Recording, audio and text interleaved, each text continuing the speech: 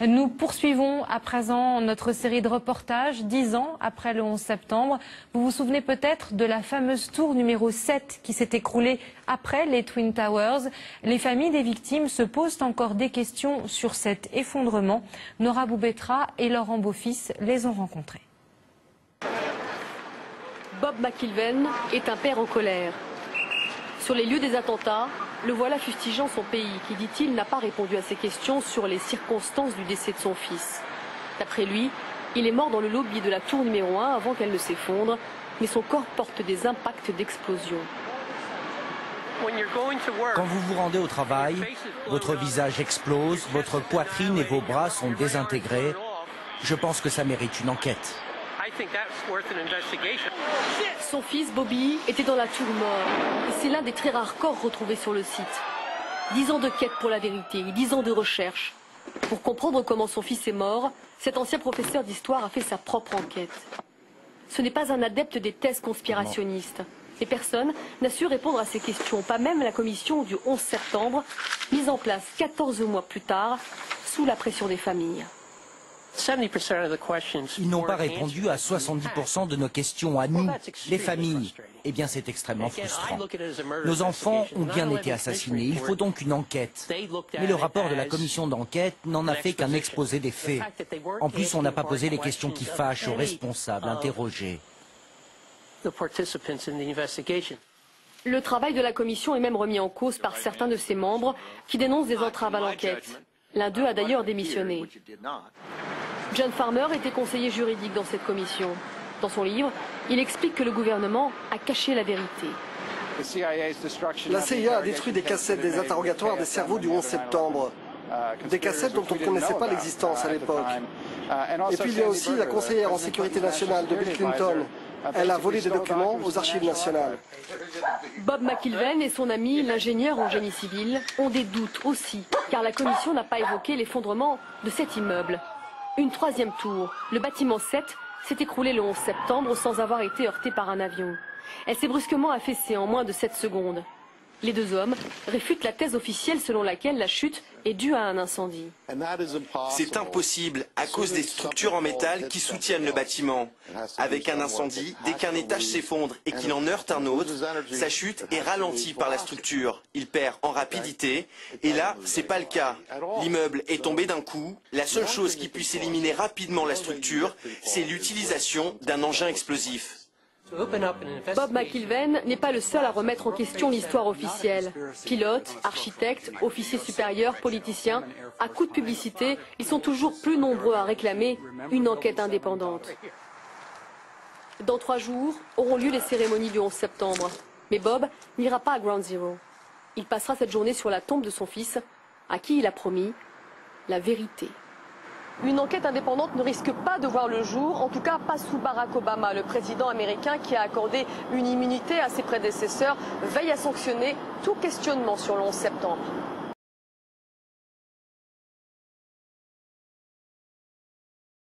You know, Mark, I don't think at the beginning of the show that you read the doctor's credentials off. I wish you would, because it means a lot, and it means a lot to me to hear them. Absolutely, and I will do that right now since I'm about to launch into reading this excellent article. Alan Sabrosky, Ph.D., University of Michigan, is a 10-year U.S. Marine Corps veteran and a graduate of the U.S. Army War College. Now, not only that, Dr. Sabrosky, correct me if I'm wrong here, not only are you a graduate of the U.S. Army War College, but you were director of studies there for some period of time. Is that correct? That's correct, for 5.5 years. 5.5 years as director of studies at the U.S. Army War College. You know, of all the things that I would love to be able to have trailing behind my name, Dr. Sabrosky, being the director of studies at the U.S. Army War College would definitely be one of them. Thank you very much. I appreciate that. When we look at the 2 wars that the United States finds herself in, and on the cusp of at least 2 others, and all of this for the benefit of a certain foreign country sitting on the eastern shores of the Mediterranean Sea, they have been wildly successful at bringing all of this about, and I think one of the main components of this is the fact that very few people really understand the nature of the problem. And I think that your article here basically lays out the problem, which is that when you have people who try to make this claim that they are loyal to America and at the same time loyal to a foreign government, it is a lie. It is, and it's more than that, Mark. What we need to stand up and say is not only did they attack the USS Liberty, they did 9/11. Mm-hmm. They did it. I have had long conversations over the past 2 weeks with contacts at the Army War College, at its headquarters Marine Corps, and I've made it absolutely clear in both cases that it is 100% certain that 9/11 was a Mossad operation. Mm-hmm. Period. Mm-hmm. Phil, I don't denigrate what happened to USS Liberty in the slightest. You understand that. But for most Americans, what happened to the USS Liberty or in Vietnam was history. Mm-hmm. This is history. They can be concerned about it, but they're not going to get mad about it. Right. 9/11 has led directly to 60,000 Americans dead and wounded. God knows how many hundreds of thousands of people in other countries that we've killed or wounded or made homeless. Mm-hmm. And it's an ongoing sore. It's not your sore from the USS Liberty. It's not my sore from Vietnam. Both of us have those. Both of us care about it. But this is an open wound. And what Americans need to understand is they did it. Mm-hmm. They did it. And if they do understand that, Israel's going to disappear. Israel will flat-ass disappear from this earth. I sent a film to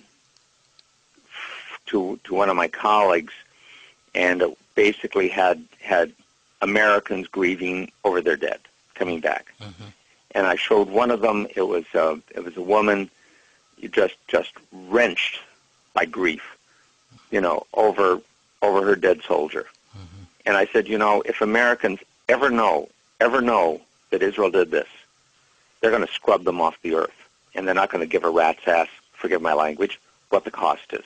They are not going to care. They will do it. Alan, they should. Alan, your article and your heart and your testimony and what you believe in is heart-wrenching to me. It is like our founding fathers in their shadows. Get down below and you'd see talking, molten steel. We have to fix this. Molten steel running down the channel. We have to make our own way, and we have to like do it now, or we will go down. Exactly. And absolutely, Phil. I agree fully. Your article needs to be shipped off to the Library of Congress immediately. Well, I can tell you it's being read by some people in headquarters Marine Corps and at the Army War College. I sent it off to them this past week, and I've had some long discussions with people up there, and there are some really, really unhappy people. What are they saying? If you can talk about that, Dr. Sprosky, I'm curious. Astonishment. Okay. The first thing, Mark, is astonishment. They didn't know. They truly didn't know, and these are not unintelligent people. They really didn't know. And the next statement is rage. Mm-hmm. Real rage.